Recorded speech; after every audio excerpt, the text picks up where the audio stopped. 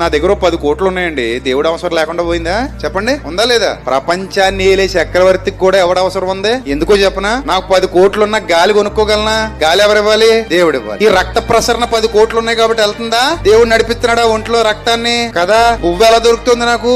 భూమి పండుతుందా? నా 10 కోట్లు పండుతున్నాయా? 10 కోట్లున్నా వర్షం కురకపోతే 100 ఎకరాలు ఉన్నవాడైనా అడుక్కు తినాలి, అవునా కదా? ఇప్పుడు పంట పండాలంటే ఎవరిదయ్యా? వర్షం కురవాలి కదా, విత్తనాలు మొలకెత్తాలి కదా, అప్పుడే కదా 4 మెతుకులు నా నోట్లోకి వెళ్తాయి.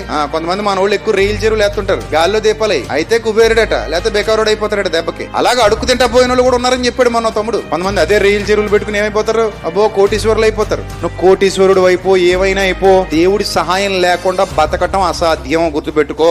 ఎన్ని కోట్లున్నా నీకు ఎవరి దయ ఉండాలి? ఆయన దయ ఉండాలి. అందుకే బైబిల్ గ్రంథంలో ఒక మాట నాకు చాలా ఇష్టమైన మాట ప్రసంగి చెప్తాడు. ఆయన సెలవు లేక భోజనము చేసి తృప్తి పొందుట, సంతోషించుట ఎవనికి సాధ్యము అన్నాడు.